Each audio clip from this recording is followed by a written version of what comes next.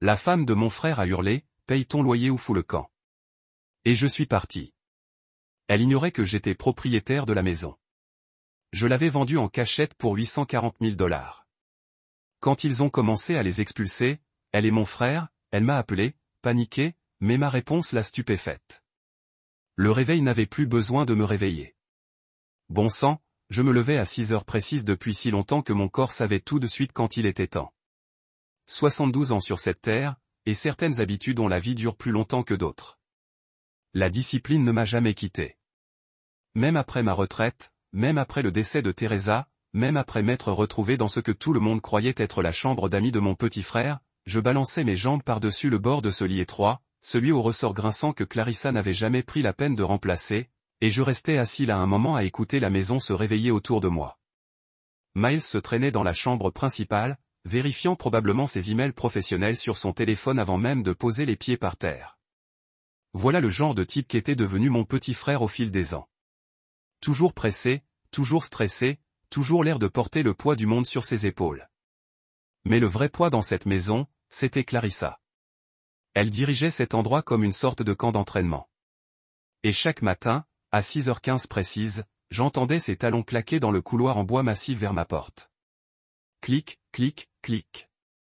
Comme un compte à rebours avant une nouvelle journée de marche sur des œufs. On frappait. 3 coups secs. Rien d'amical. Le contrôle du matin, disait-elle. Même si nous savions tous les deux de quoi il s'agissait vraiment. Elle voulait s'assurer que le vieil homme était encore en forme, qu'il respirait encore, qu'il pouvait encore contribuer à son loyer mensuel. Pas par souci sincère de mon bien-être, remarquez. Plutôt comme un propriétaire s'assurant que son locataire ne soit pas mort de faim pendant la nuit et ne l'ait pas laissé avec un désordre à nettoyer. Je suis debout, Clarissa. Je rappelais à la porte. La même routine tous les jours.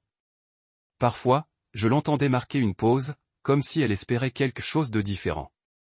Espérant peut-être paraître plus faible, plus dépendante. Mais je n'allais pas lui donner cette satisfaction. Voyez-vous, voilà ce qui rendait toute cette mascarade si riche. Et je le dis au sens propre. Cette maison, cette magnifique maison coloniale de 3 chambres avec une véranda panoramique et les chênes que je regardais grandir chaque année. Je l'ai achetée avec mon propre argent. Il y a 17 ans, pour être exact. Le billet de loterie était un coup de chance. Un de ces billets à gratter qu'on achète à la station-service quand on se sent chanceux. 5 millions de dollars après impôt. Pas le genre d'argent qui fait les gros titres, mais suffisant pour tout changer si on est malin. Et j'étais malin. D'accord. Assez malin pour me taire. Je n'en ai jamais parlé à Teresa. Que Dieu ait son âme. Elle aurait voulu aider toutes les associations caritatives du comté à acheter de nouvelles voitures pour ses petits-enfants. Peut-être faire une de ces croisières de luxe dont elle parlait toujours. Mais j'avais vu ce que l'argent soudain pouvait faire aux familles. J'ai vu ça déchirer les gens plus vite qu'on ne pouvait encaisser un chèque. Alors, j'ai gardé le silence, j'ai investi la majeure partie et j'en ai utilisé juste assez pour acheter cette maison sous le couvert d'une SARL dont personne ne pouvait remonter jusqu'à moi. Quand Miles et Clarissa galéraient il y a quelques années entre 2 boulots, son emploi à temps partiel à la banque couvrant à peine les courses, je leur ai fait une offre. Je peux louer la chambre d'amis, avais-je dit. Je vais aider à payer quelques factures. Ils pensaient me rendre service en offrant au vieux veuf un toit. Ils ne se doutaient pas que je les payais pour vivre dans ma propre maison. L'ironie était presque drôle. Presque. Si ce n'était pas aussi insultant chaque jour. Miles était différent. Vous savez, quand on était enfant, c'était lui qui me donnait des biscuits en cachette quand maman ne regardait pas. Il m'aidait à faire mes devoirs, m'apprenait à faire des courbes dans le jardin. Mais quelque part en chemin, la vie avait fini par lui faire perdre cette gentillesse. Peut-être était-ce le stress du prêt immobilier. C'était peut-être l'influence de Clarissa. Ou peut-être avait-il simplement oublié que la famille était censée signifier plus qu'un chèque mensuel. Ces derniers temps, nos conversations étaient aussi chaleureuses qu'un matin de janvier. Le matin. Il grognait si nous nous croisions dans le couloir. Les factures sont dues le premier jour si j'avais la chance d'avoir une phrase complète. Il me traitait comme une locataire, pas comme le grand frère qui lui lisait des histoires avant de dormir quand nos parents travaillaient tard. Mais le pire, c'était de le voir laisser Clarissa mener la barque. Chaque décision concernant la maison, les règles, ce que je pouvais ou ne pouvais pas faire, tout passait par elle. Miles hochait la tête comme s'il avait oublié qu'il avait une colonne vertébrale quelque part. Le seul point positif dans toute cette maison était Talia, 20 ans, étudiante en commerce à l'université, et qui avait encore assez de cœur pour me traiter comme un être humain plutôt que comme un meuble qui payait le loyer. Elle frappait à ma porte juste pour discuter, s'enquérir de ma journée, me parler de ses cours. Parfois, elle m'apportait même de la vraie nourriture. Rien de ces cochonneries pauvres en sodium et en goût que sa mère prétendait être bonne pour moi. Grand-père Joe, disait-elle, même si je n'étais pas techniquement son grand-père. Tu as l'air différent des autres personnes âgées, comme si tu avais des secrets. Si seulement elle savait à quel point elle avait raison. Chaque soir, allongé dans ce lit grinçant, les yeux rivés sur le plafond qui m'appartenait techniquement, je pensais à leur dire la vérité, à sortir l'acte de propriété, à leur montrer les relevés bancaires, à observer leur tête lorsqu'ils réaliseraient qu'ils avaient traité le propriétaire comme un profiteur. Mais quelque chose m'en empêchait toujours. Peut-être l'orgueil. Peut-être la curiosité de savoir jusqu'où ils iraient. Finalement, je n'aurais pas à attendre bien longtemps pour le savoir. Après ce rituel matinal pour prouver que j'étais encore parmi les vivants, j'étais descendu en traînant les pieds jusqu'à la cuisine où Clarissa régnait d'une main de fer, enfermée dans un égouttoir. Cette femme avait transformé le petit déjeuner en une sorte d'opération militaire, avec des horaires, des portions et des règles qui semblaient conçues pour gâcher toute la joie du repas le plus important de la journée. Dans mon fauteuil inclinable ou à appeler de vieux amis avec qui j'avais perdu le contact pendant ces années où j'étais trop occupé à faire semblant d'être reconnaissant pour la charité des autres. Les soirées sont la meilleure partie cependant. C'est à ce moment-là que je m'assois sur mon porche arrière avec un verre de quelque chose de gentil et écoute la musique qui correspond à mon humeur. Jazz les nuits tranquilles quand je veux me souvenir de danser avec Teresa dans notre cuisine. Rock classique quand je me sens énergique. Parfois, juste le son du quartier s'installant pour la nuit. Les enfants sont appelés pour le dîner. Les chiens aboyant bonjour à leur propriétaire rentrant du travail. Le doux bourdonnement des climatiseurs et des pelouses et la vie se produit tout autour de moi. Le monde extérieur se déplace rapidement ces jours-ci, plus vite que lorsque j'étais jeune et pensais que j'avais tout le temps du monde. Mais je n'essaie plus de suivre. J'ai appris que se précipiter vers demain signifie simplement que vous manquez aujourd'hui. Et il me reste trop de bons jours pour les gaspiller pour m'inquiéter pour tomorrow qui ne viendront peut-être jamais. Les gens parlent de gagner à la loterie comme si c'était la meilleure chose qui puisse arriver à une personne. Et c'est peut-être si vous mesurez le succès en dollars et en cents. Mais le vrai prix n'est pas l'argent. C'est la liberté de choisir qui vous voulez être et comment vous voulez passer le temps qu'il vous reste. J'ai choisi la paix. J'ai choisi la dignité. J'ai choisi le type de famille construit sur l'amour au lieu de l'obligation, de la gentillesse au lieu de la commodité. Assis ici sur mon porche alors que le soleil se couche derrière les chênes que j'ai plantés l'année dernière, écoutant Miles Davis jouer doux et bas à travers mes haut-parleurs, je peux honnêtement dire que je n'ai jamais été plus riche dans ma vie. Et la meilleure partie est que personne ne peut me charger de loyer pour me sentir aussi bien. Certains prix valent plus que de l'argent. Certaines victoires ont un goût plus sucré que la vengeance. Et certains jours où tout est calme et bien avec le monde, vous vous rendez compte que vous avez gagné plus que n'importe quelle loterie ne pourrait jamais vous donner. Vous avez gagné votre liberté. Et cela, comme on dit, est inestimable. La cuisine elle-même était magnifique. Je le savais bien, puisque j'avais choisi tous les appareils électroménagers lors de l'achat. Plan de travail en granit, inox, tout. Un de ces îlots chics avec des tabourets de bar qui coûtent plus cher que le loyer mensuel de la plupart des gens. Mais sous la pluie de Clarissa, on se serait cru dans la cafétéria d'une maison de retraite à prix cassé plutôt qu'au cœur d'une maison familiale. « Bonjour, Joe », disait-elle sans lever les yeux de ce qu'elle rationnait sur le comptoir. Toujours Joe, jamais plus chaud. Pas oncle Joe comme Talia m'appelait. Pas même Joe Bob comme Teresa disait quand elle était d'humeur joueuse. Juste un Joe tout froid, comme si j'étais un étranger qu'elle tolérait à peine. Et là, il m'attendait à ma place désignée à la table du petit déjeuner. Un bol de flocons d'avoine qui avait reposé assez longtemps pour qu'une peau se développe, à côté d'exactement la moitié d'une banane. Pas une banane entière, remarquez. La moitié. Coupée avec une précision chirurgicale et disposée sur une serviette en papier comme une présentation gastronomique. Pour ton cholestérol, elle m'avait annoncé comme si elle était mon médecin personnel et non une caissière de banque à temps partiel qui avait probablement raté son cours de biologie au lycée. Le médecin dit que les hommes de ton âge devraient surveiller leur taux. Quel ramassis de conneries. Mon cholestérol était bon. Bon sang, mon dernier bilan de santé affichait des chiffres à rendre jaloux un quadragénaire. Mais discuter avec Clarissa, c'était comme essayer d'enseigner le calcul à un mur. Elle avait décidé de ce qui était bon pour moi, et c'est tout. Le vrai truc, c'est que je savais exactement pourquoi le petit déjeuner était froid. Des flocons d'avoine et une demi-banane. Ce n'était pas une question de santé. C'était une question de portefeuille. Un énorme pot de flocons d'avoine générique acheté au supermarché lui coûtait probablement 3 $ et lui durerait un mois. Les bananes étaient bon marché toute l'année.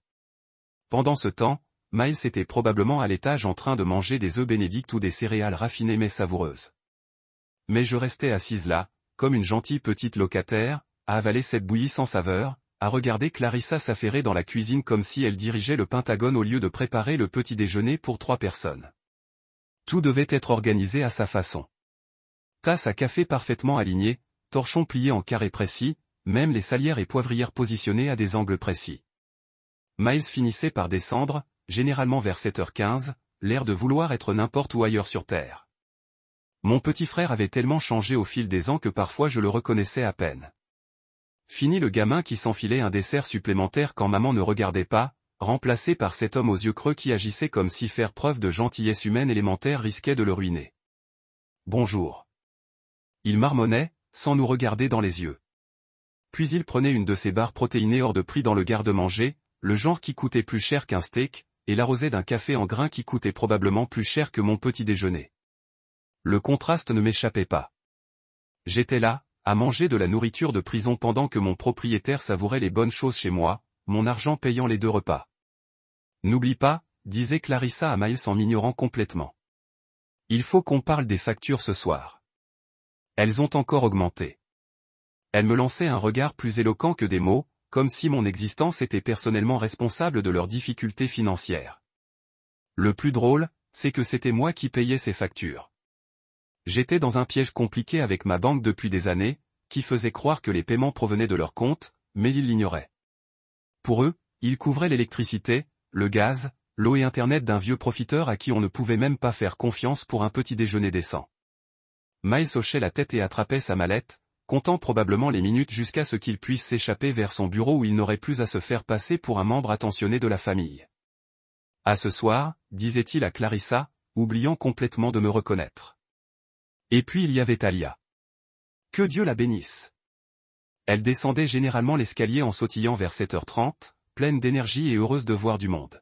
« Bonjour, maman. »« Bonjour, grand-père Joe », criait-elle en attrapant une pomme ou une tartine. De la vraie nourriture, pas la bouillie que sa mère me servait. Parfois, elle regardait mon bol avec perplexité. « C'est tout ce que tu manges ?» demandait-elle. « On dirait que ce n'est pas assez à manger pour un oiseau. »« C'est ce que le médecin a prescrit », disais-je en lui faisant un clin d'œil tandis que Clarissa se hérissait derrière le comptoir. Talia était assez intelligente pour voir clair, mais elle l'était aussi pour ne pas déclencher une bagarre dans la cuisine de sa mère. Ces quelques minutes avec Talia étaient la seule chose qui rendait le petit déjeuner supportable. Elle me parlait de ses cours, de ses amis, de son rêve de créer sa propre entreprise un jour. Une vraie conversation, le genre qui me rappelait ce que la famille était censée être. Mais ensuite, elle filait à l'école et je me retrouvais seul avec mon porridge froid et le poids écrasant de faire semblant d'être reconnaissante pour les restes de mon foyer. C'était un mardi soir de fin octobre lorsque Clarissa décida de lâcher la bombe qui allait tout changer. J'étais assise dans le salon, mon salon, même si elle l'ignorait, à lire le journal et à vaquer à mes occupations, lorsqu'elle entra avec cette expression. Vous savez de quoi je parle. La même expression qu'un chat prend juste avant de se jeter sur une souris. Joe, il faut qu'on parle, annonça-t-elle en s'affalant sur le canapé en face de moi comme si elle s'apprêtait à faire la leçon à un adolescent indiscipliné. Miles était introuvable, probablement caché à l'étage ou travaillant tard pour éviter la confrontation que sa femme avait préparée cette fois. J'ai plié mon journal avec soin, enlevé mes lunettes de lecture et lui ai accordé toute mon attention. « Qu'est-ce qui te préoccupe, Clarissa ? » « C'est à propos du loyer, » a-t-elle dit, s'engageant sans les banalités habituelles. « C'est devenu plus cher ici. Les charges sont exorbitantes. Les courses coûtent 2 fois plus cher qu'avant. Et ne me parlez même pas des impôts fonciers. Les impôts fonciers. Si elle avait su qui les payait, Elle se serait peut-être étranglée. Je vois, ai-je dit en gardant un ton neutre. Et nous allons avoir besoin que tu contribues davantage aux dépenses du ménage. À partir du mois prochain, nous aurons besoin de $400 supplémentaires en plus de ce que tu paies déjà. $400 en plus des $1900 que je leur donnais déjà chaque mois pour avoir le privilège de vivre dans une pièce de ma propre maison. J'ai fait le calcul de tête. $2300 par mois pour une chambre d'amis et le droit de manger du porridge froid dans ma propre cuisine. Bon sang, j'aurais pu louer un appartement correct à l'autre bout de la ville pour la moitié de ce prix. C'est une sacrée augmentation, dis-je, gardant mon sang-froid même si ma tension montait probablement en flèche. Ça me ferait plaisir de m'expliquer d'où viennent ces frais supplémentaires. Clarissa s'était visiblement préparée à cette question. Elle sortit un dossier, eut même le culot d'apporter des accessoires à cette arnaque et commença à débiter des chiffres comme si elle présentait un rapport trimestriel au conseil d'administration. Eh bien, la facture d'électricité a augmenté de $60 par mois depuis la fin de l'été. Le gaz a encore augmenté de $40. La facture d'eau a augmenté à cause de cette fuite dans la salle de bain à l'étage. Vous savez, celle près de votre chambre. Elle me lança un regard entendu comme si j'étais responsable de la plomberie d'une maison dont j'étais propriétaire depuis 17 ans. Les primes d'assurance ont augmenté après la tempête du printemps dernier. Elle continua en feuilletant ses papiers avec une précision théâtrale. Et Miles pense qu'on devrait commencer à mettre plus d'argent de côté pour l'entretien et les réparations. Cette maison vieillit, tu sais, elle vieillit. Oui, elle vieillissait. Elle prenait de la valeur chaque année, je le savais parce que je suivais la valeur des propriétés du quartier. Mais je n'allais pas partager ce petit détail avec Clarissa. $400, c'est cher, dis-je en me calant dans mon fauteuil. On pourrait peut-être commencer plus petit, puis augmenter progressivement jusqu'à ce montant sur quelques mois. Son visage se figea comme du béton au soleil. Joe, je ne négocie pas. Ce n'est pas une discussion. C'est une notification. Le nouveau montant est dû le 1er novembre, comme toujours. C'est là que Miles fit enfin son entrée remarquée, se faufilant dans la pièce comme un chien coupable surpris en train de fouiller dans les poubelles. Il ne me regarda pas dans les yeux, se contentant de rester planté là, derrière la chaise de sa femme, comme une sorte de choriste qui aurait oublié les paroles de la chanson. Miles, dis-je, essayant de faire appel à ce qui restait du frère que je connaissais. Tu trouves que $400 de plus par mois, c'est raisonnable? Il se balança d'un pied sur l'autre, s'éclaircit la gorge et me lança le haussement d'épaule le plus pathétique que j'ai jamais vu. Eh bien, Joe, les coûts augmentent partout. On est tous sous pression ces jours-ci. On est tous sous pression.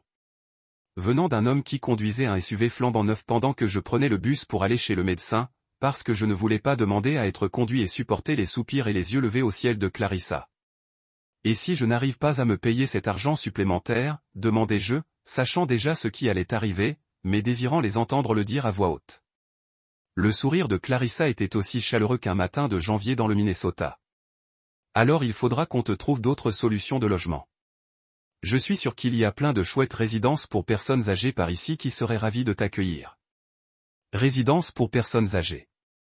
Elle parlait de ces entrepôts où l'on entassait les personnes âgées comme des sardines et où l'on leur faisait payer le double du prix que je payais pour vivre ici. Des endroits où la nourriture fait passer un porridge froid pour un repas 5 étoiles et où le personnel traite les résidents comme des stocks plutôt que comme des êtres humains. J'ai besoin de temps pour réfléchir, dis-je en me levant de ma chaise avec toute la dignité dont je pus faire preuve. Bien sûr, répondit Clarissa, mais son ton suggérait que mon temps de réflexion était limité. Souviens-toi juste que le 1er novembre n'est que dans 2 semaines. 2 semaines pour trouver $400 de plus ou me faire expulser de chez moi par des gens qui pensaient me rendre service en me laissant rester. L'ironie était si flagrante qu'on aurait pu la couper au couteau. En retournant dans ma chambre dans ma maison, je les entendais chuchoter dans le salon, se félicitant probablement d'avoir géré la situation avec autant de professionnalisme, peut-être même se félicitant d'avoir été si patient avec le vieil homme pendant si longtemps. Cette nuit-là, allongé dans mon lit, les yeux rivés au plafond, j'ai pris ma décision. Trop, c'était trop. Le lendemain matin, je me suis réveillé avec une lucidité que je n'avais pas ressentie depuis des années. Plus besoin de douter, plus besoin de me demander si j'étais trop sensible ou têtu. Clarissa avait tracé sa ligne, et maintenant j'allais tracer la mienne juste en face de l'acte de propriété de cette maison. J'ai attendu d'entendre la voiture de Miles sortir de l'allée à 8h15 précise, comme tous les jours de la semaine depuis 3 ans. Clarissa est partie 20 minutes plus tard dans sa petite Honda, direction son travail à temps partiel chez First National, où elle passait probablement la moitié de sa journée à bavarder sur la situation financière des clients. La maison s'installa dans ce calme familier qui règne quand on est enfin seul avec ses pensées et ses décisions.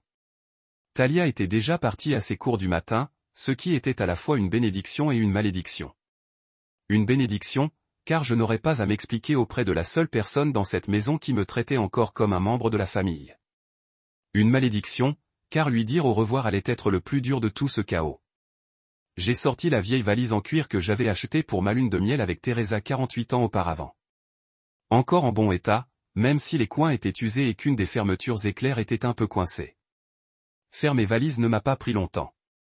Quand on vit comme un invité chez soi, on n'accumule pas grand-chose.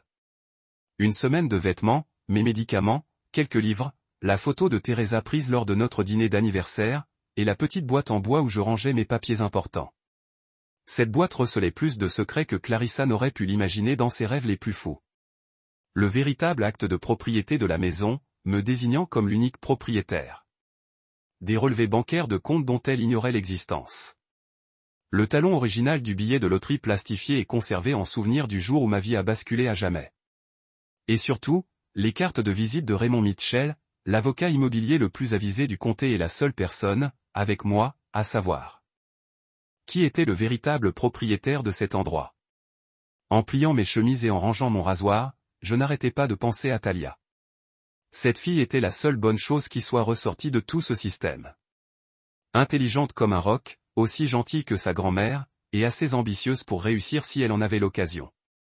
Elle méritait mieux que de voir ses parents rafler un vieil homme qu'ils pensaient vivre de leur charité. Vers midi, j'ai entendu sa clé dans la porte d'entrée. Mardi était sa courte journée, seulement 2 cours, puis retour à la maison pour déjeuner avant son service du soir à la librairie du campus.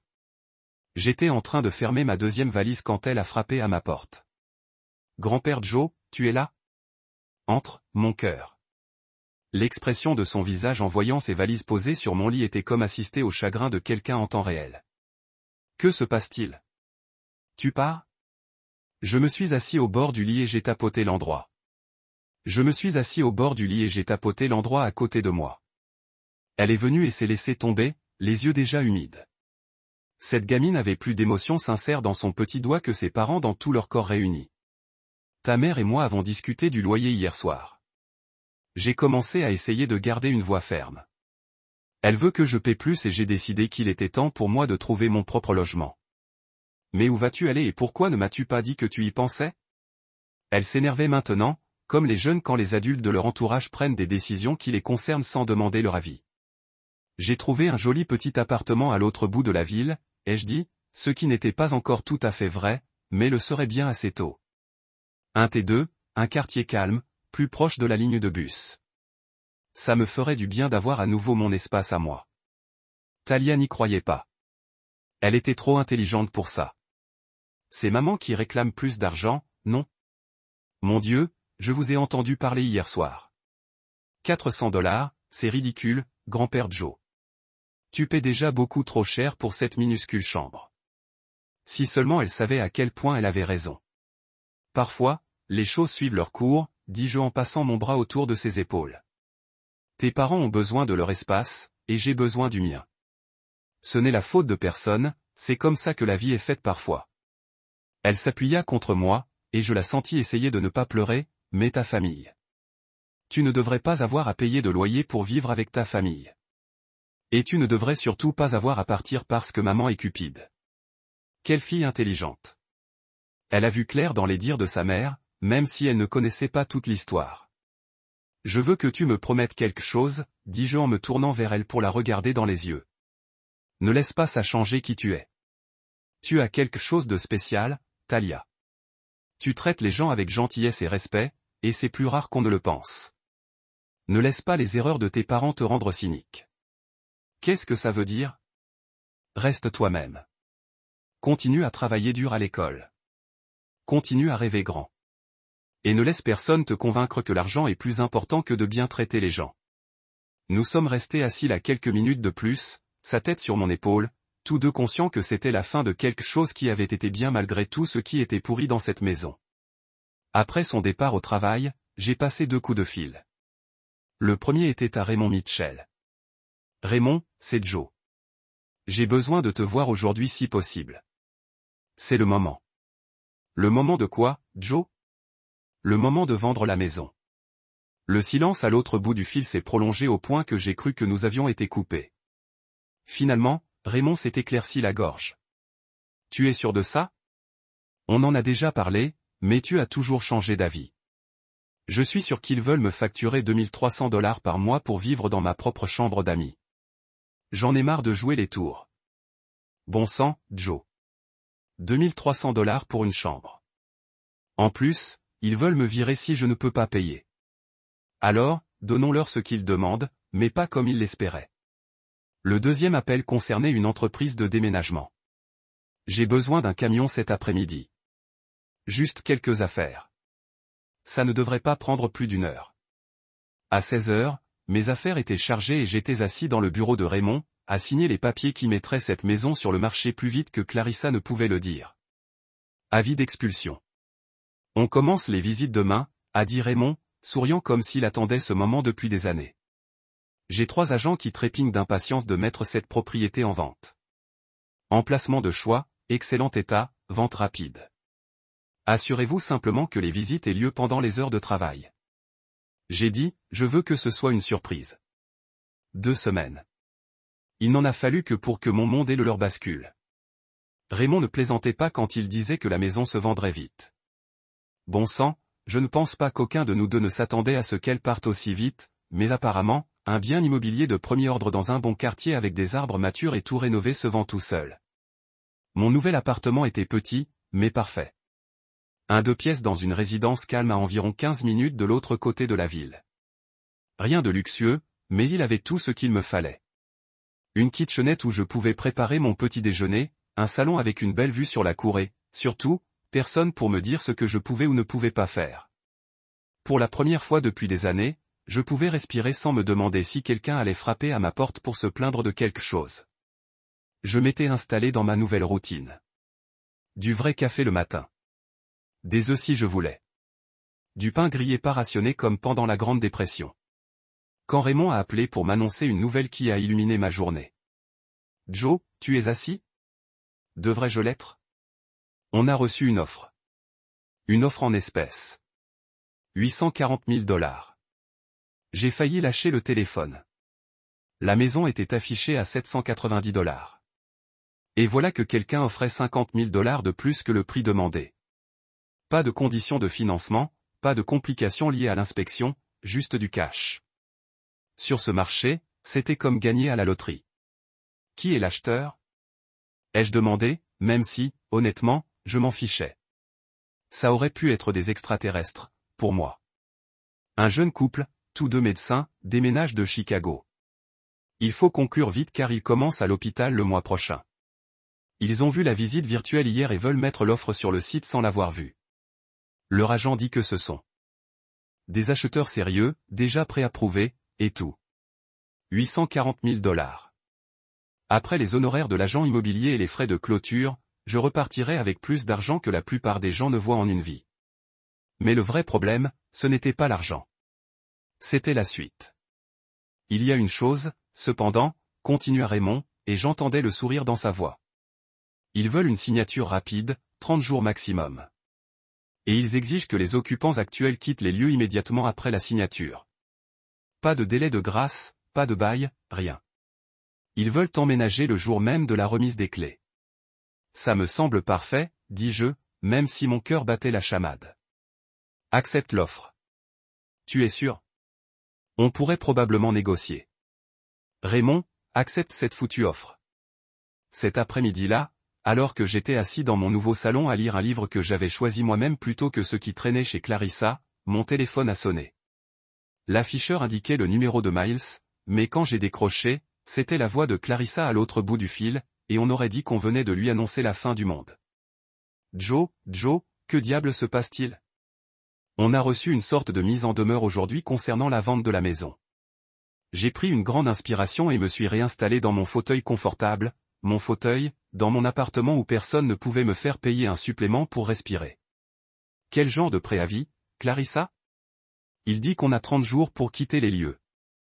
Il dit que la maison a été vendue à des Patterson et qu'on doit partir avant le 15 novembre. Ce doit être une erreur. Ça ne me semble pas être une erreur. Comment ça, ça ne me semble pas être une erreur? Joe, c'est grave. Ils essaient de nous expulser de notre propre maison. C'est là que j'ai lâché la bombe qui avait mis 17 ans à se préparer. J'ai vendu la maison, Clarissa.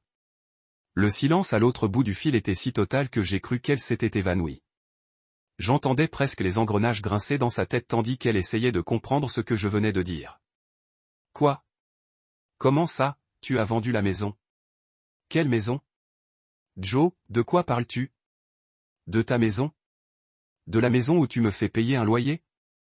La maison où tu as décidé que je devais payer 400 $ de plus par mois ou partir.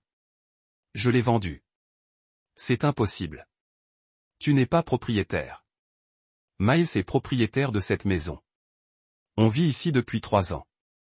Vérifie l'acte, Clarissa. Vérifie le registre foncier. Vérifie ce que tu veux. J'ai acheté cette maison il y a 17 ans, et hier après-midi, je l'ai vendue à un gentil jeune couple de Chicago pour 840 000 $ comptant. Je l'entendais respirer plus vite, plus paniqué. Mais comment? Quand? Pourquoi ne nous as-tu rien dit? Pourquoi ne te l'ai-je pas dit? J'ai commencé à rire, et une fois que j'ai commencé, je n'ai plus pu m'arrêter. Clarissa, tu as passé 3 ans à me traiter comme une profiteuse. Tu m'as facturé 1900 $ par mois pour vivre dans ma propre chambre d'amis. Tu m'as nourri de flocons d'avoine froid et d'une demi-banane pendant que ta famille mangeait de la vraie nourriture. Tu voulais me mettre dehors si je ne pouvais pas te payer encore plus. Et tu me demandes pourquoi je ne te l'ai pas dit. Miles, je l'entendais crier en arrière-plan. Miles, descends tout de suite. On a un problème. Les acheteurs prennent possession le 15 novembre. J'ai continué, la voix ferme comme un roc. Ça te laisse exactement 30 jours pour trouver un autre logement. Je te conseille de commencer à chercher vite. Les bonnes locations partent vite sur ce marché. Tu ne peux pas nous faire ça. On est une famille. Une famille. J'ai laissé ce mot en suspens un instant. Clarissa, tu m'as traité comme une locataire. Maintenant, tu peux aller louer quelqu'un d'autre. Tu verras comme tu aimes payer un loyer à des gens qui se fichent de ton confort. Elle m'a raccroché au nez, mais pas avant d'avoir entendu la voix de Miles en arrière-plan me demander ce qui n'allait pas. J'ai posé mon téléphone sur ma table basse et j'ai regardé mon petit appartement. Calme, paisible, à moi. Pour la première fois depuis des années, j'avais l'impression d'être exactement à ma place. Le silence s'éternisa si longtemps que je commençais à me demander si Clarissa s'était évanouie ou si elle avait simplement raccroché. Mais soudain, j'entendis sa respiration, de petits halètements saccadés, comme si elle hyperventilait. Lorsqu'elle retrouva enfin la voix, ce fut un murmure qui se transforma peu à peu en un cri strident. « C'est impossible, dit-elle, la voix craquant à chaque syllabe. Tu mens. Tu es un vieil homme amer qui essaie de se venger de nous pour t'avoir demandé de payer ta juste part. Vérifie les registres du comté. Clarissa, consulte l'acte de propriété. Joseph Michael Brennan, propriétaire de l'âme depuis octobre 2008. Acheté et payé comptant. Je l'entendais tâtonner, cherchant probablement un stylo ou de quoi écrire. En arrière-plan, j'entendis le froissement de papier et ce qui aurait pu être une chaise qui tombait. Ça n'a pas de sens, poursuivit-elle, sa voix devenant de plus en plus aiguë et frénétique à chaque seconde. Si tu es propriétaire de la maison, pourquoi ne nous l'as-tu pas dit? Pourquoi nous as-tu laissé croire que Miles l'avait hérité de tes parents? Pourquoi as-tu payé un loyer?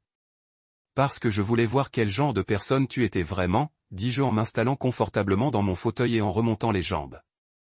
Il s'avère que tu es exactement le genre de personne qui demanderait un loyer à un vieil homme pour vivre dans sa propre maison. C'est là que le véritable feu d'artifice a commencé. Clarissa a lâché un flot d'insultes à faire rougir un marin, me traitant de tout, de salaud manipulateur à vieux faux scénique qui ne méritait pas d'avoir de famille. Elle m'a accusé de mentir, de tricher, de voler, même si elle ne pouvait pas vraiment expliquer ce que j'avais volé puisque c'était ma propre maison. Espèce de connard intrigant, a-t-elle hurlé. Tu as la moindre idée de ce que tu nous as fait? On n'a nulle part où aller. Tally est en plein semestre. Miles vient de commencer un nouveau projet au travail et tu nous jettes à la rue comme si on n'était rien.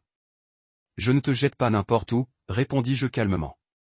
Ce sont les nouveaux propriétaires. Je viens de leur vendre la maison. Ce que tu feras ensuite te regarde, pas moi. Mais nous sommes une famille. Le mot flottait dans l'air comme une mauvaise odeur. Famille. Après 3 ans de porridge froid, de sermons condescendants sur mon cholestérol et d'être traité comme un enfant de charité, qui devrait être reconnaissant d'avoir un toit au-dessus de sa tête? On ne se fait pas payer un loyer, dis-je. On ne menace pas de se mettre à la porte parce qu'on ne paie pas assez. On ne se traite pas comme un fardeau. Elle se mit alors à pleurer. De gros sanglots horribles qui auraient pu me serrer le cœur si je n'avais pas passé les 3 dernières années à la regarder compter chaque centime que je donnais à son foyer comme si j'étais une sorte de locataire insolent. S'il te plaît, supplia-t-elle entre 2 sanglots. S'il te plaît, ne nous fais pas ça. On peut trouver une solution. On peut baisser ton loyer ou peut-être que tu n'auras rien à payer du tout. On te traitera mieux. Promis. Trop peu, trop tard. Bien trop tard. Les papiers sont déjà signés. Clarissa, le marché est conclu. Elle m'a raccroché au nez, mais mon téléphone s'est remis à sonner 5 minutes plus tard. Cette fois, c'était Miles, et son approche était complètement différente de celle de sa femme, qui était hystérique. « Joe » a-t-il dit d'une voix monocorde et fatiguée. « Il faut qu'on parle. » Je m'en doutais. « Je peux venir ? Je pense que cette conversation doit avoir lieu en face à face. » Une partie de moi avait envie de lui dire non, de le laisser se morfondre dans son propre désordre, comme je le faisais depuis des années. Mais il y avait quelque chose dans sa voix. Pas de colère comme Clarissa, pas de désespoir, juste de l'épuisement. Comme s'il avait enfin réalisé à quel point il avait merdé. « Tu sais où j'habite ?» ai-je dit en lui donnant ma nouvelle adresse. Miles est arrivé 1 heure plus tard, l'air d'avoir vieilli de 10 ans depuis le matin. Ses cheveux étaient en bataille, sa cravate de travers, et il avait l'air d'un homme qui vient de voir son monde s'écrouler. Il s'est lourdement assis sur la chaise en face de moi et s'est frotté le visage des 2 mains. « Pourquoi ne m'as-tu rien dit ?» a-t-il demandé sans lever les yeux. « Tu sais quoi, que je suis propriétaire de la maison ou que ta femme me traitait comme un moins que rien. » Les deux ? L'un ou l'autre. Bon sang, Joe, je ne savais pas que tu payais un loyer aussi élevé. Clarissa gère toutes les finances du ménage. Elle m'a juste dit que tu contribuais aux dépenses. 1900 $ par mois, Miles, pendant 3 ans. Puis elle a voulu passer à 2300 $ ou me mettre à la porte. Il a fait comme si je l'avais giflé. Je n'étais pas au courant de l'augmentation. Elle a dit qu'elle avait besoin de plus d'argent de ta part, mais j'ai cru qu'elle voulait dire 50 ou 100 $, pas 4 cents. Et tu pensais que c'était acceptable ? Ton frère, que tu croyais vivre de la sécurité sociale, et tu acceptais de lui soutirer plus d'argent. Miles a finalement levé les yeux vers moi et j'ai vu dans ses yeux quelque chose que je n'avais pas vu depuis des années. La honte. Une honte, une vraie honte. Je ne réfléchissais pas, dit-il doucement. J'étais tellement stressé par le travail, l'argent, la nécessité de tout gérer que j'ai laissé Clarissa s'en occuper. J'ai fait confiance à son jugement.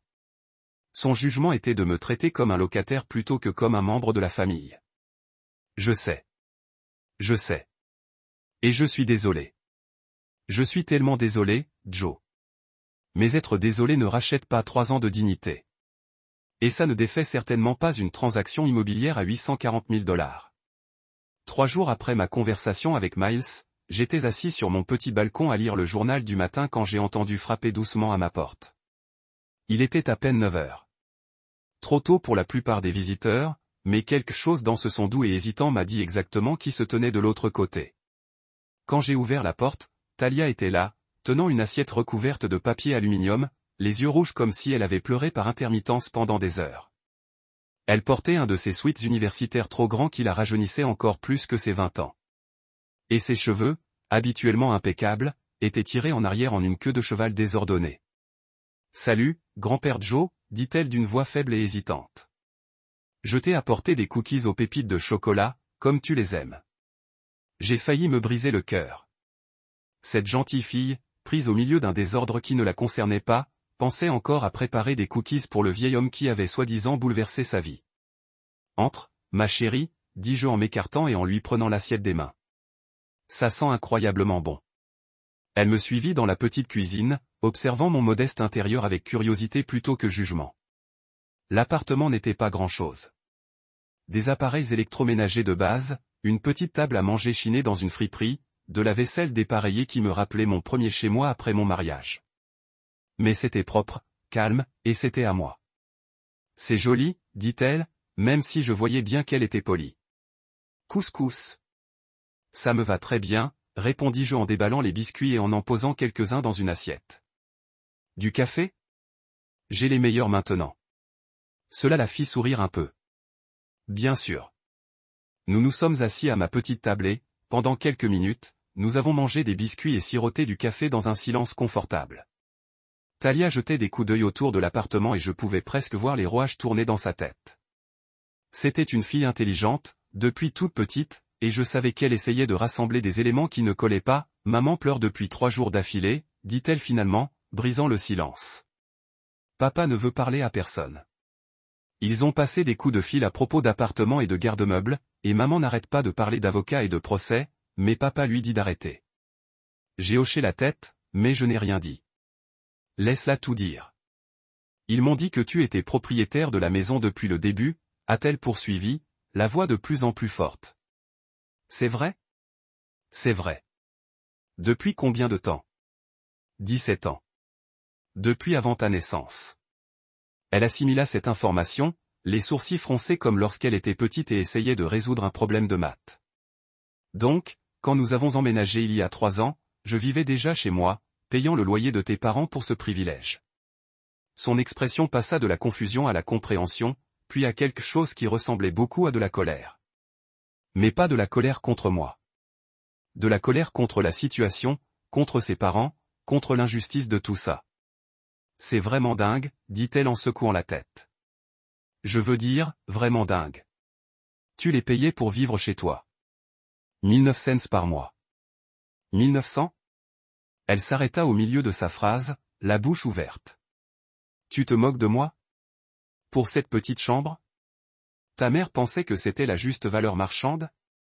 Talia rit, mais il n'y avait aucune trace d'humour. La juste valeur marchande pourquoi? Un placard?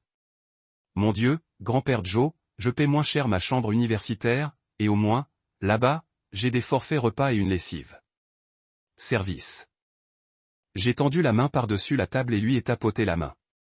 Ce n'est pas ta faute, ma chérie. Rien de tout ça n'est ta faute. Mais j'aurais dû me douter que quelque chose n'allait pas, a-t-elle dit, les larmes aux yeux. J'aurais dû te défendre davantage quand maman te traitait comme quoi? Comme si tu étais un fardeau pour nous plutôt qu'une famille. Les larmes coulaient à flots. Je l'ai entendu au téléphone avec sa sœur le mois dernier, se plaignant d'avoir à gérer Joe et de la façon dont tu leur coûtais tant d'argent. J'aurais dû dire quelque chose. Tu as dit quelque chose. Je le lui rappelais chaque jour, rien qu'en me traitant comme un être humain. Tu n'imagines pas à quel point ça comptait pour moi.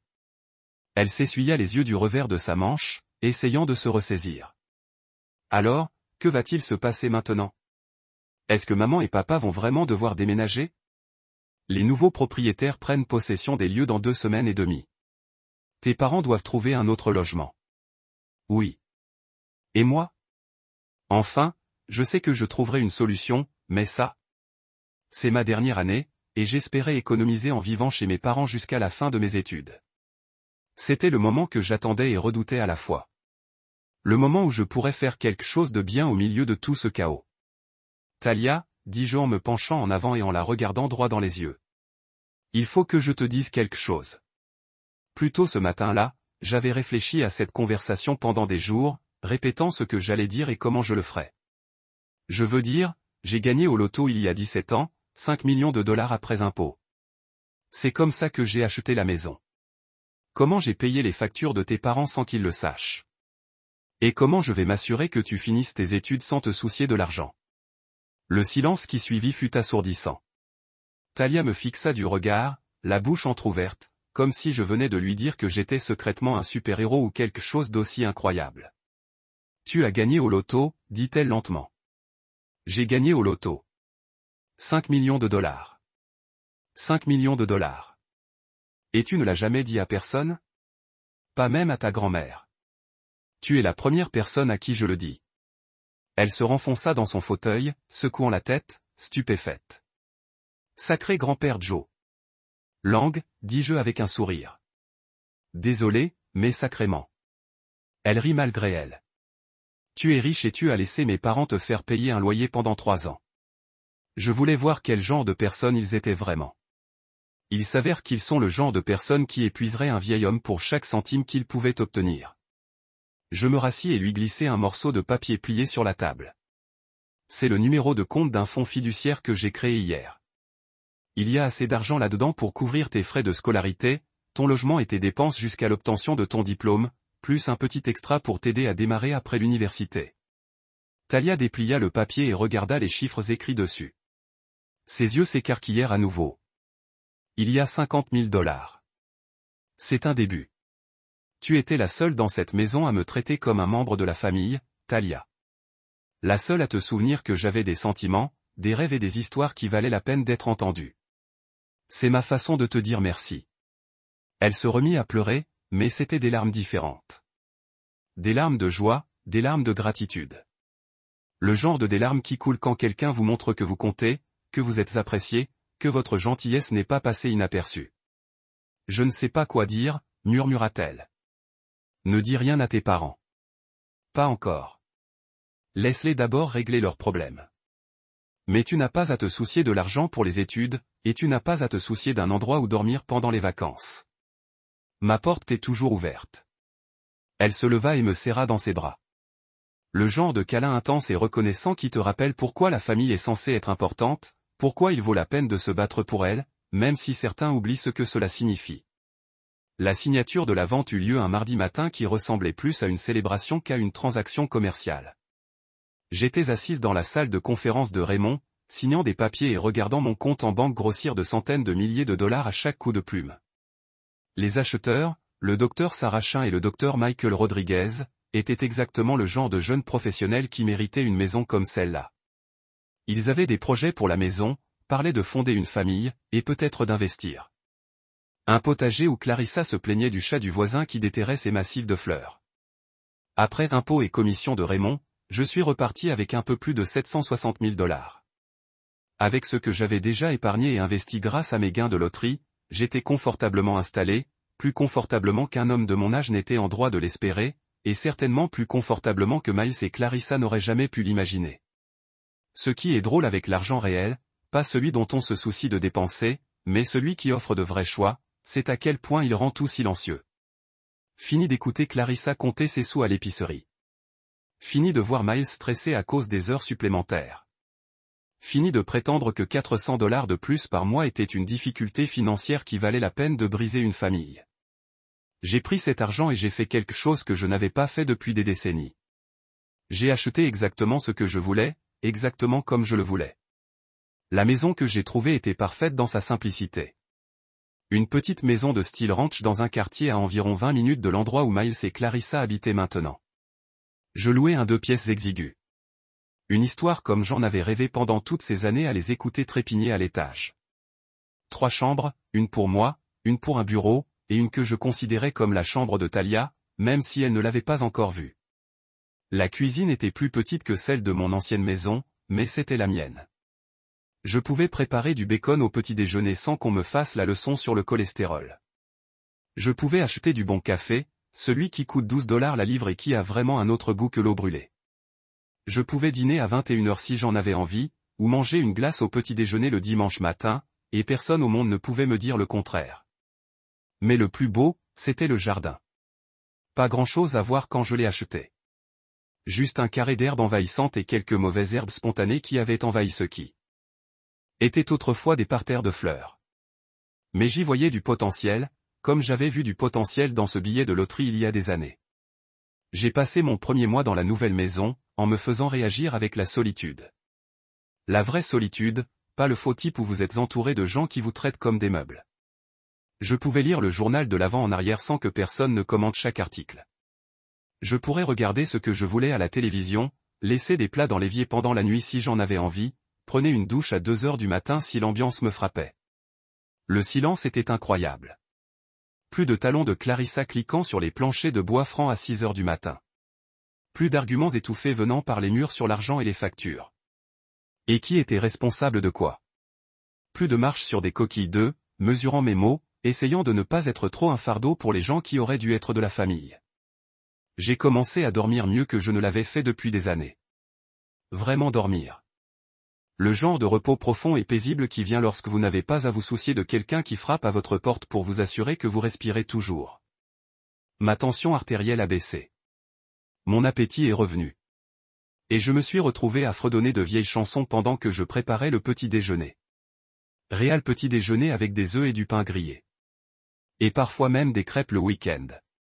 La première fois que je suis allé à l'épicerie pour moi, je me suis tenu dans l'allée des céréales pendant 20 minutes en regardant tous les choix.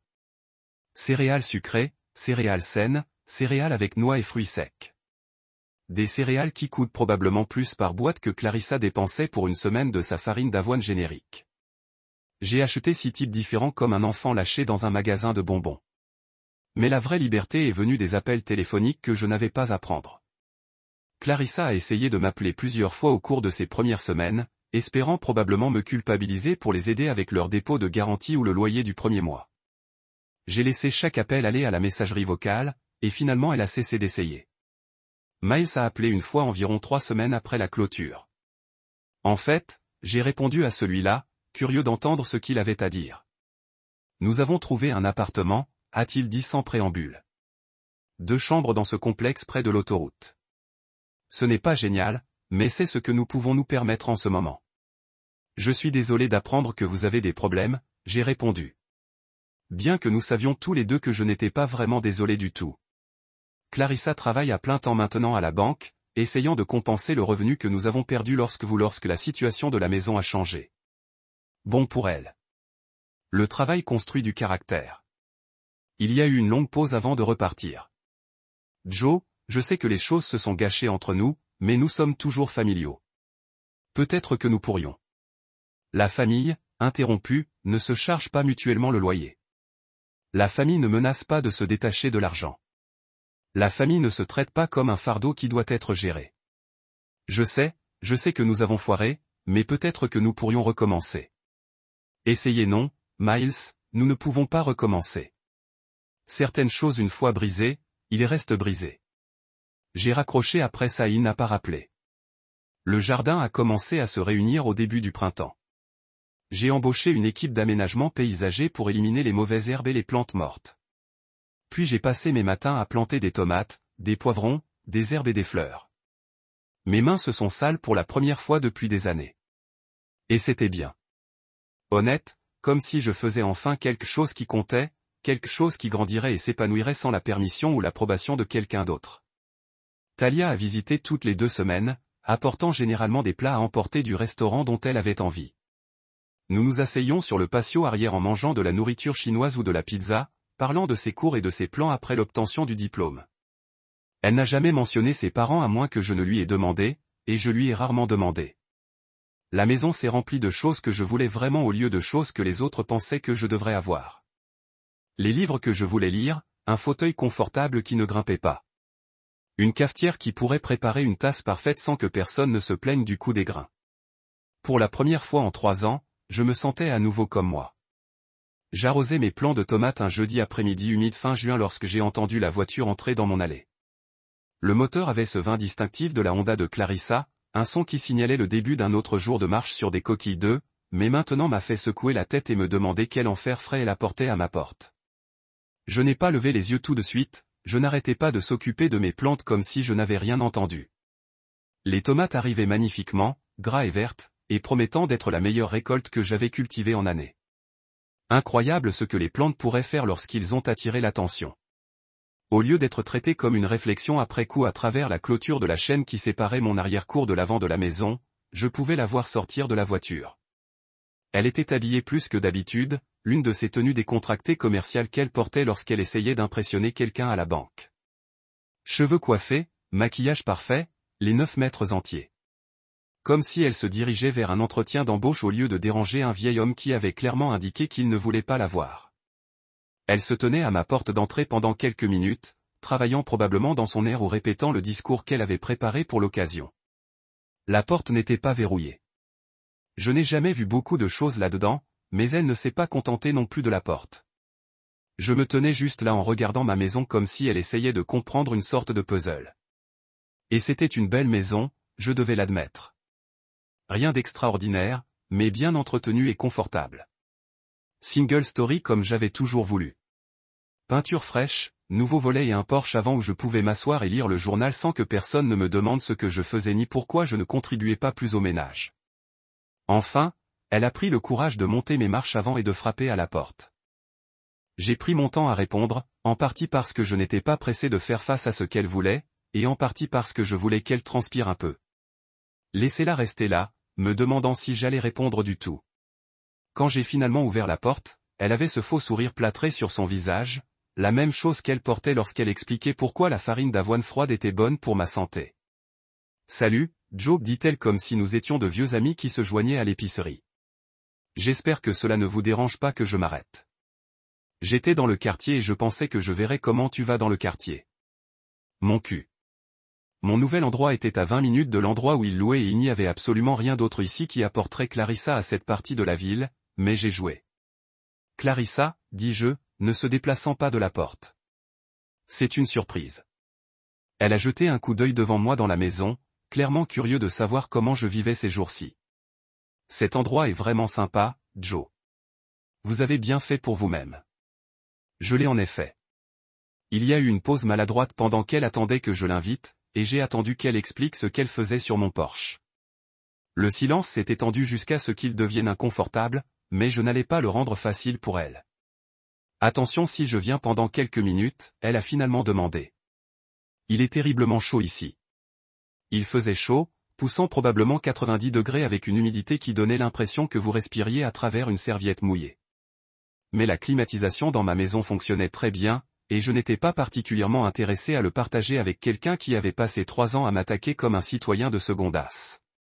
En fait, je me soucie, je ne lui ai pas fait de dire, je ne peux pas dire, vous avez juste dit, vous pouvez dire que vous pouvez dire, vous pouvez dire que vous pouvez dire, vous pouvez dire que vous ne pouvez pas dire, vous pouvez dire que vous pouvez dire, vous pouvez dire que vous ne pouvez pas dire, vous pouvez dire que vous pouvez dire, vous pouvez dire que vous ne pouvez pas dire, vous pouvez dire que vous pouvez dire, vous pouvez dire que vous ne pouvez pas dire, vous avez juste dit.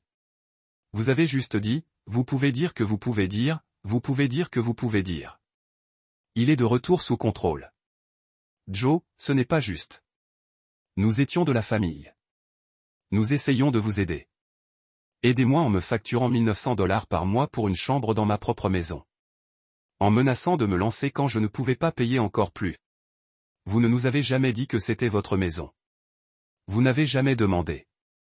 Vous avez juste supposé que j'étais un vieil homme brisé qui devrait être reconnaissant pour votre organisme de bienfaisance.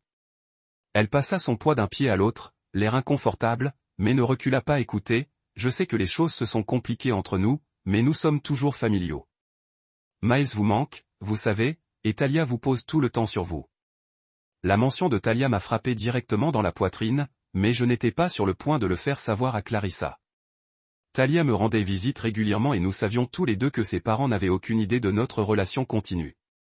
La portée était un coup bas, utiliser mon affection pour que cette fille essaie de me culpabiliser dans une sorte de réconciliation. Si Miles me manque, il sait où me trouver, dis-je.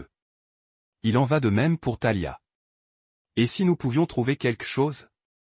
Elle a demandé, sa voix prenant ce ton des herbes qu'elle utilisait quand elle voulait que je accepte quelque chose qui lui a profité plus que moi. Et si nous pouvions recommencer ? Peut-être pourriez-vous nous aider avec le dépôt de garantie sur un meilleur appartement et nous pourrions tous passer des vacances ensemble à nouveau, comme une vraie famille. Une vraie famille. Après tout ce qui s'était passé, elle avait les balles pour se tenir sur mon Porsche et suggérer que je finisse leur style de vie en échange du privilège d'être traité comme un être humain. Il n'y a pas de retour de cela, Clarissa. J'ai dit, vous aviez 3 ans pour me traiter comme de la famille, et à la place, vous m'avez traité comme un locataire. Un locataire dans ma propre maison. Certaines choses ne peuvent pas être annulées, mais nous pourrions essayer. Non, dis-je fermement. Nous ne pouvons pas. Vous avez fait votre choix lorsque vous avez décidé que je valais $1900 par mois pour vous. Vous pouvez maintenant vivre avec ce choix. Je me suis reculé et j'ai mis ma main sur la poignée de la porte, indiquant clairement que cette conversation était terminée. S'il vous plaît, Joe, dit-elle, et pour la première fois, sa voix se fissure un peu. Nous avons du mal. L'appartement est minuscule. Tally doit travailler des heures supplémentaires pour aider à la location. Et Miles parle de prendre un deuxième emploi. Nous pourrions vraiment utiliser. Vous pouvez utiliser mon argent. J'ai fini pour elle comme toujours. J'ai fermé la porte sur son visage et tourné le boulon mort par la fenêtre. Je l'ai regardé se tenir debout pendant une autre minute, débattre probablement de l'opportunité de frapper à nouveau, mais finalement elle est retournée à sa voiture et est partie. Je ne l'ai plus jamais revue. Clarissa est partie cet après-midi avec son sac cadeau toujours dans sa main et sa queue entre ses jambes. Je l'ai regardée retourner à sa voiture, ses talons cliquant contre le trottoir avec moins de confiance que lorsqu'elle était arrivée. Elle a tâché avec ses clés pendant un moment, espérant probablement changer d'avis et la rappeler. Mais je suis resté là près de ma porte jusqu'à ce qu'elle s'éloigne enfin. C'était il y a 8 mois. Elle n'est pas revenue depuis. Miles n'est jamais venu du tout. Je pensais qu'il pourrait éventuellement. Pensais peut-être que sa fierté céderait la place à la curiosité ou à la solitude ou simplement le besoin humain de base de savoir que son frère aîné ne le détestait pas complètement. Mais apparemment, son embarras est plus profond que son regret. Ou peut-être que Clarissa lui a dit. Quoi qu'il en soit, mon téléphone reste silencieux et j'ai cessé de m'attendre à ce qu'il sonne. Ce qui est drôle, c'est que je ne suis plus amer à ce sujet. Il y a eu un temps juste après avoir déménagé quand je me suis éveillé la nuit en imaginant tout ce que j'aurais dû leur dire, toutes les façons dont j'aurais pu leur faire comprendre à quel point ils m'avaient fait du mal. Mais la colère est épuisante lorsque vous avez 72 ans. Et j'ai découvert que je préfère dépenser mon énergie sur des choses qui me rendent vraiment heureuse, comme Talia, qui visite toujours toutes les 2 semaines et est devenue plus une petite fille. Pour moi que d'espoir. Elle est diplômée du collège au printemps dernier avec un diplôme en commerce et a décroché un emploi dans une entreprise de marketing au centre-ville. Smart comme un fouet, cette fille est 2 fois plus gentille que ses parents lui ont jamais appris à l'être. Elle amène parfois ses amis. Les jeunes avec de grands rêves et des cœurs plus grands qui me traitent comme si quelqu'un valait la peine d'être connu au lieu de gérer. Le week-end dernier, ils m'ont aidé à planifier une nouvelle section du jardin avec des herbes et des légumes que je ne pourrai probablement jamais manger tout, mais ce n'est pas vraiment le point. Le fait est que ma maison se sent vivante maintenant. Il y a des rires dans ces chambres. Rires réels qui proviennent d'une véritable joie au lieu d'une obligation polie. Il y a des conversations qui comptent, des histoires qui sont racontées et racontées, des souvenirs étant faits au lieu d'être marqués. Mes journées ont un rythme maintenant qui me convient parfaitement. Je me réveille quand mon corps me le dit, pas quand un réveil l'exige. Je fais un vrai café et je mange tout ce qui frappe ma fantaisie pour le petit déjeuner. Parfois, les œufs et le bacon, parfois les restes de pizza, parfois juste un bol de bonnes céréales qui coûtent trop cher mais qui a le goût des matins d'enfance. Je passe mes matins dans le jardin à parler aux tomates et à discuter avec les écureuils qui pensent que mon mangeoire à oiseaux a été installé pour leur bénéfice personnel. Les après-midi sont destinés à lire ou à faire la sieste dans mon fauteuil inclinable ou à appeler de vieux amis avec qui j'avais perdu le contact pendant ces années où j'étais trop occupé à faire semblant d'être reconnaissant pour la charité des autres. Les soirées sont la meilleure partie, cependant. C'est à ce moment-là que je m'assois sur mon porche arrière avec un verre de quelque chose de gentil et écoute la musique qui correspond à mon humeur. Jazz les nuits tranquilles quand je veux me souvenir de danser avec Teresa dans notre cuisine. Rock classique quand je me sens énergique. Parfois, juste le son du quartier s'installant pour la nuit. Les enfants sont appelés pour le dîner. Les chiens aboyant bonjour à leur propriétaire rentrant du travail. Le doux bourdonnement des climatiseurs et des gazons. Et la vie se passe tout autour de moi. Le monde extérieur se déplace rapidement ces jours-ci, plus vite que lorsque j'étais jeune et pensais que j'avais tout le temps du monde. Mais je n'essaie plus de suivre. J'ai appris que se précipiter vers demain signifie simplement que vous manquez aujourd'hui. Et il me reste trop de bons jours pour les gaspiller pour m'inquiéter pour tomorrow qui ne viendront peut-être jamais. Les gens parlent de gagner à la loterie comme si c'était la meilleure chose qui puisse arriver à une personne. Et c'est peut-être si vous mesurez le succès en dollars et en cents. Mais le vrai prix n'est pas l'argent.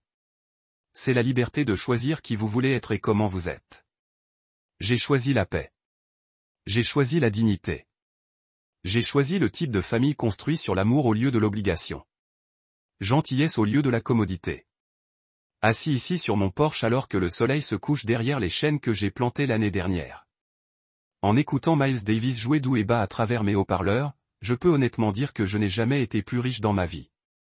Et la meilleure partie est que personne ne peut me charger de loyer pour me sentir aussi bien. Certains prix valent plus que de l'argent. Certaines victoires ont un goût plus sucré que la vengeance. Et certains jours où tout est calme et bien avec le monde, vous vous rendez compte que vous avez gagné plus que n'importe quelle loterie ne pourrait jamais vous donner. Vous avez gagné votre liberté, et cela, comme on dit, n'a pas de prix.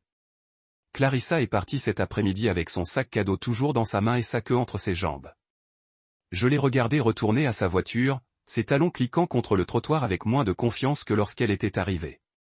Elle a tâtonné avec ses clés pendant un moment, espérant probablement que je changerais d'avis et la rappel, mais je me tenais juste à côté de ma porte jusqu'à ce qu'elle s'éloigne enfin. C'était il y a 8 mois. Elle n'est pas revenue depuis. Miles n'est jamais venu du tout. Je pensais qu'il pourrait éventuellement penser que sa fierté céderait la place à la curiosité ou à la solitude ou simplement le besoin humain de base de savoir que son frère aîné ne le détestait pas complètement. Mais apparemment, son embarras est plus profond que son regret.